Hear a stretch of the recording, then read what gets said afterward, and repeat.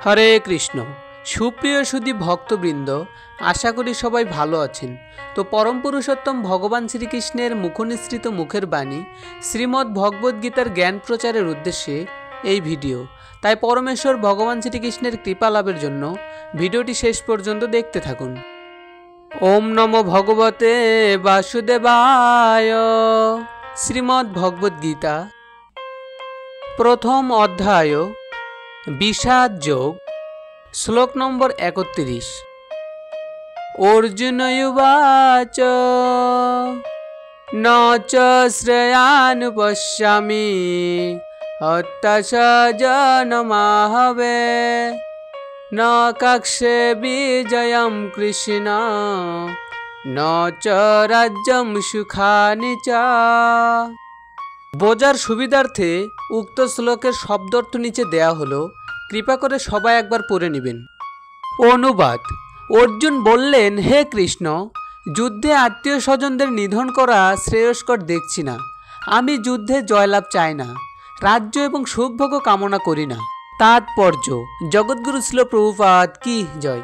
মায়াবদ্ধ মানুষ বুঝতে পারে না তার প্রকৃত স্বার্থ নিহিত আছে বিষ্ণু বা শ্রীকৃষ্ণের মাঝে।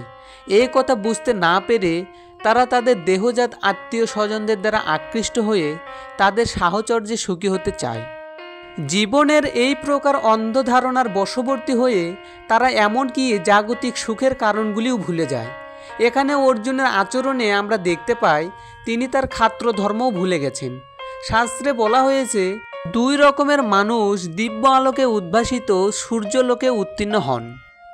তারা হচ্ছেন, এক, শ্রীকৃষ্ণের আজ্ঞা অনুসারে যুদ্ধে অবতীর্ণ হয়ে যে ক্ষত্রিয় রণভূমিতে প্রাণত্যাগ করেন তিনি, এবং দুই, যে সর্বত্যাগী সন্ন্যাসী অধ্যাত্ম চিন্তায় গভীরভাবে অনুরক্ত তিনি।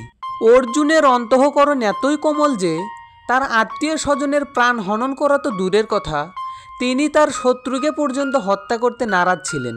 তিনি মনে করেছিলেন তার স্বজনদের হত্যা করে তিনি সুখী হতে পারবেন না। যার ক্ষুধা নেই সে যেমন রান্না করতে চায় না, অর্জুনও তেমন যুদ্ধ করতে চাইছিলেন না। পক্ষান্তরে তিনি স্থির করেছিলেন অরণ্যের নির্জনতায় নৈরাশ্য পীড়িত জীবন অতিবাহিত করবেন। অর্জুন ছিলেন ক্ষত্রিয়। এই ধর্ম পালন করার জন্য তার রাজত্বের প্রয়োজন ছিল, কিন্তু ন্যায়সঙ্গতভাবে পাওয়া সেই রাজত্ব থেকে দুর্যোধনাদি কৌরবেরা তাকে বঞ্চিত করার ফলে সেই রাজ্যে তার অধিকারের পুনঃপ্রতিষ্ঠা করার জন্য কৌরবদের সঙ্গে যুদ্ধ করা অপরিহার্য হয়ে পড়েছিল। কিন্তু যুদ্ধ করতে এসে তিনি যখন দেখলেন তার আত্মীয় স্বজনকে হত্যা করে সেই রাজ্যে তার অধিকারের প্রতিষ্ঠা করতে হবে, তখন তিনি গভীর দুঃখে ও নৈরাশ্যে স্থির করলেন যে তিনি সব কিছু ত্যাগ করে বনবাসী হবেন।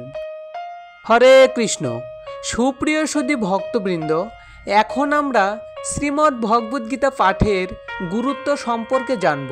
গীতা সুগীতা কর্তব্য কিম নয় শাস্ত্র বিস্তরয় যা স্বয়ং পদ্মনাভস্য মুখ পদ্মাদ বিনিসৃতা।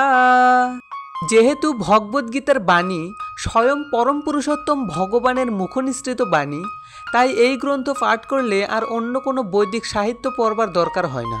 গভীর নিষ্ঠা ও আন্তরিকতার সঙ্গে নিয়মিতভাবে ভগবদ্গীতা শ্রবণ ও কীর্তন করলে আমাদের অন্তর্নিহিত ভগবত ভক্তির স্বাভাবিক বিকাশ হয়।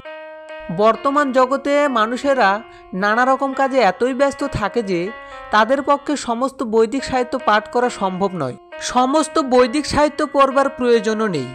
এই একটি গ্রন্থ ভগবদ্গীতা পাঠ করলেই মানুষ সমস্ত বৈদিক জ্ঞানের সারমর্ম উপলব্ধি করতে পারবে।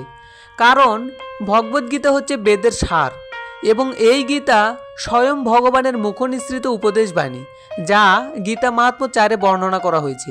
তাই শ্রীমদ্ ভগবদ্গীতার 18টি অধ্যায় তথা 700টি শ্লোক বাসায় বসে পাঠ ও শ্রবণ করতে আমাদের স্পিরিচুয়াল কন্টেন্ট অফিসিয়াল চ্যানেলটি সাবস্ক্রাইব করে পাশে থাকুন। হরে কৃষ্ণ।